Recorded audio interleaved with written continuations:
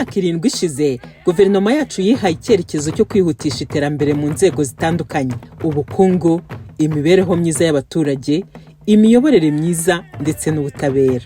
Iki cyerekezo gikubiye muri gahunda ya guverinoma y'imyaka 7 ihera mu 2017 ikazarangira mu 2024 igamije kwihutisha iterambere rirambye kandi rigera kuri bose. Bimwe mu bigize ubukungu bw'igihugu cyacu birimo ubuhinzi n'ubworozi. Ubu mu ntara zitandukanye hashyizweho uburyo bwo kuhira imyaka, ibintu byatumye umusaruro w'ubuhinzi uzamuka ku rugero rushimishije. Guverinoma kandi yakomeje gushyira imbaraga mu guteza imbere ubworozi bukozwe kinyamwuga no gufasha aborozi kongerera agaciro ibikomoka ku bworozi.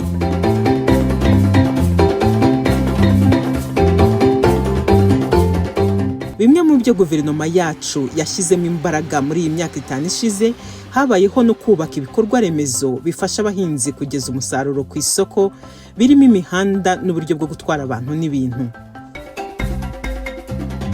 Nubwo ubuhahirane bugenda bworoshywa, ariko haracyagaragara ikibazo cy'izamuka ry'ibiciro rikabije ku isoko biturutse ku mpamvu zitandukanye, zaba iz'imbere mu gihugu cyangwa hanze yacyo.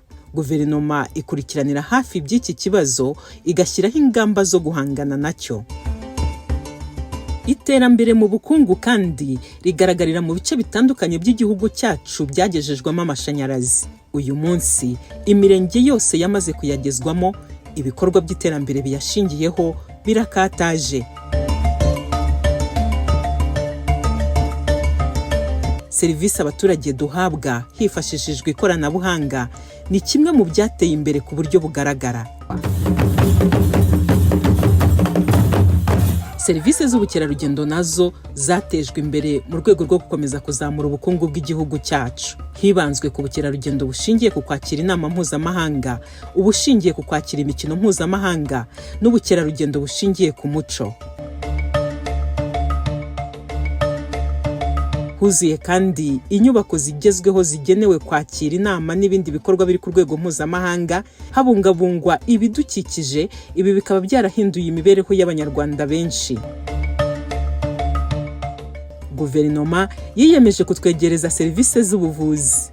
Mu by'ingenzi byakozwe, habayeho kugabanya ingendo dukora tujya kwivuza, hubakwa ibitaro, ibigo nderabuzima na poste de santé. Kuri ubu urugendo rwo kujya kwivuza rwavuye ku minota 90 rugera ku minota 24. Igihugu cyacu kandi kiri mu bihugu bya mbere ku isi byakingiye byuzuye abaturage babyo COVID-19 ndetse kinahabwa uburenganzira bwo kubaka uruganda rukora inkingo BioNTech. Ibyumba by'amashuri byubatswe hirya no hino mu gihugu hagamijwe kongera ireme ry'uburezi.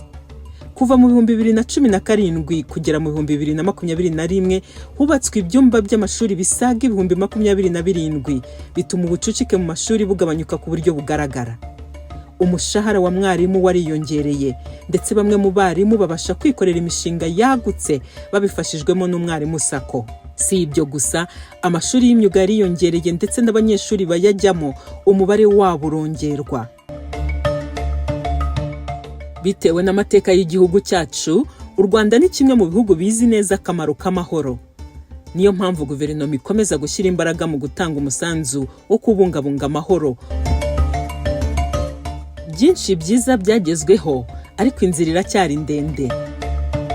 Gukomeza kongera ireme ry'uburezi, gukorera imidugudu y'icyitegererezo inyigo yimbitse kugira ngo abayituyemo irusheho kubabera igisubizo, kugeza amazi meza ku baturarwanda bose, gushyira ingufu mu mikurire n'imirire y'abana mu kurandura igwingira, kwimakaza ubudaheranwa, ubumwe n'amahoro mu banyarwanda twese.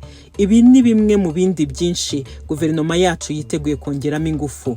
Ndagira ngo nshimire abanyarwanda twese kuba gukomeza gukora cyane no gukomera ku iterambere n'imibereho myiza byacu.